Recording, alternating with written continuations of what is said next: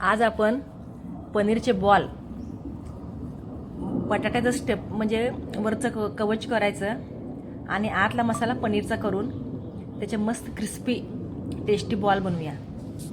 आता हे बॉल बनवण्यासाठी मी काय केलं तर 4 कणे मध्यम आकाराचे बटाटो, वरची सगळी साल आपण काढली आणि हे बघा हे आतनं सगळं हे कणे पूर्ण मधला भाग सगळा रिकामा करून घेतला आहे आणि हे मिठाच्या पाण्यात मी टाकलेलं आहे. आता काय करूया, ह्याच्या वरची साल आहे की नाही ती पण मी मिठाच्या पाण्यात भिजत टाकल्या. तेव्हा असं मधला भाग असा काढायचा असतो, त्याचं गोल गोल फिरवायचं आणि हे सगळं मधलं रिकाम करायचं. आणि आतलं जे का आता आपण निघलेलं आहे मसाला हा आणि वरची साल पण टाकायची नाही, ते पण आपण तेलात तळून घेणार आहे. मधल्या आपल्या म्हणजे मसाला तयार करणार आहे त्या मसाल्यातच आपण हे सगळं घालायचं आहे. हे बघा असं गोल मस्तपैकी असं हे आतनं सगळं रिकामं करून घ्यायचं.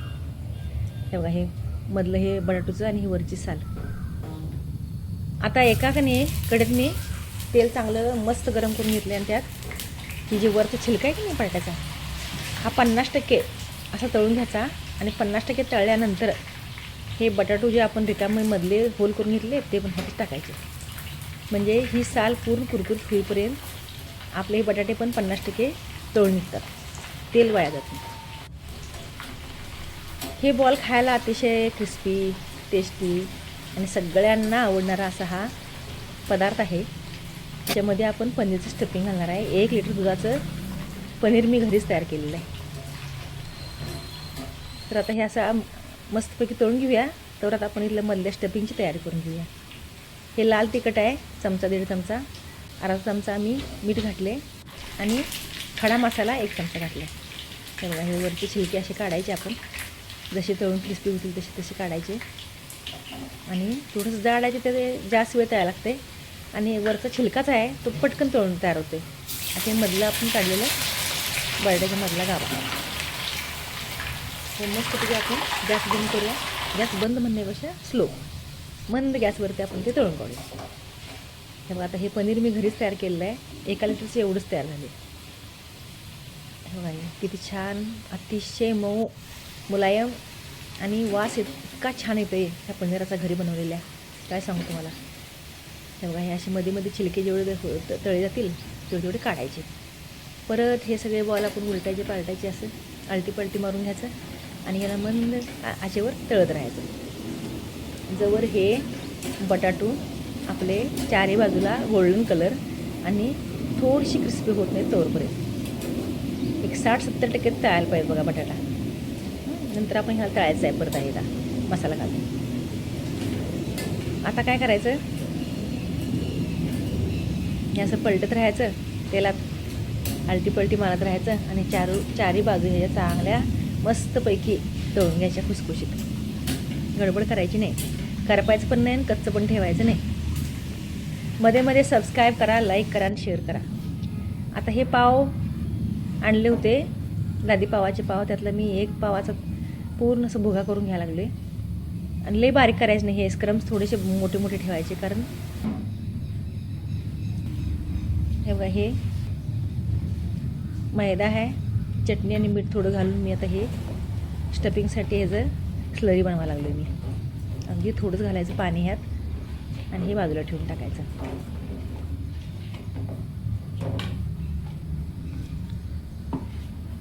हे अशी स्लरी करायची थोडीशी जाडसर. आणि पावाचा का नाही एकदम बारीक गुर्दा करायचा नाही, कारण मग ते तेलात करपते. थोडा मोठा मोठाच ठेवायचा, हातानं दाबून त्याला आपल्याला स्टफिंग करता येते. आता ही पनीर आपण फोडून घेऊया हातानं एकदम व्यवस्थित कुस्करून. कसा पांढरा शुभ्र कलर आहे बघा पनीरचा. आम्ही पनीर शक्यतो बाहेरचं खातच नाही बरं का.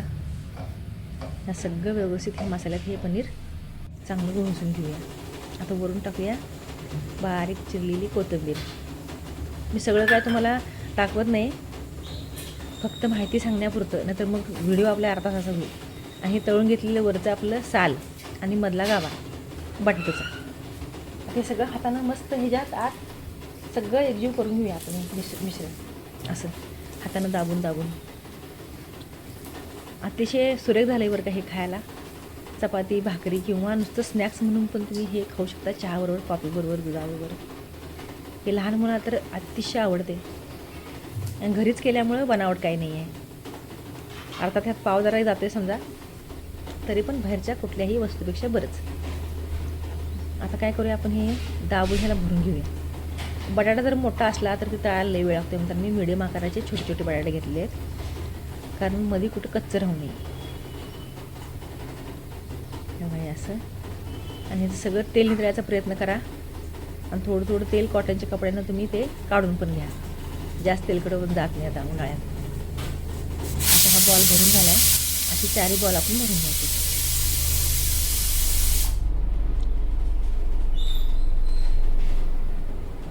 असं मस्तपैकी 4 आपण बटाटे भरून घेऊया.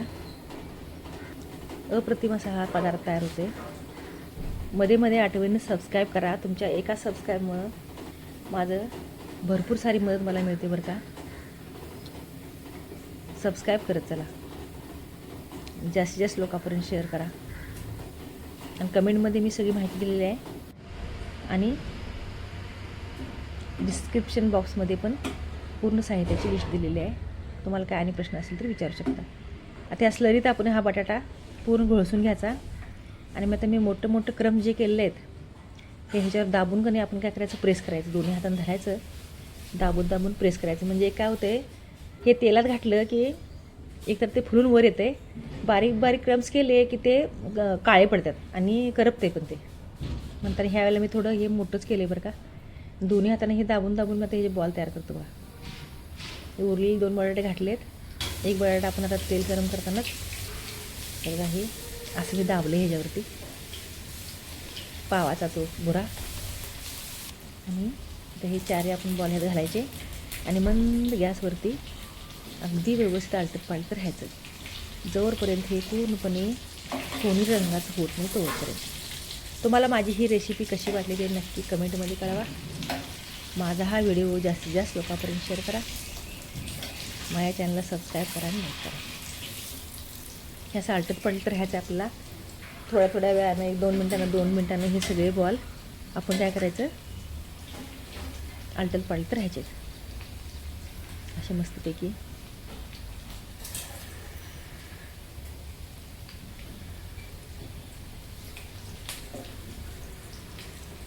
कलर बघा कसा यायला लागला ह्याला, गोल्डन ब्राऊन. अगदी व्यवस्थित असे हे तळून घ्यायचं आहे.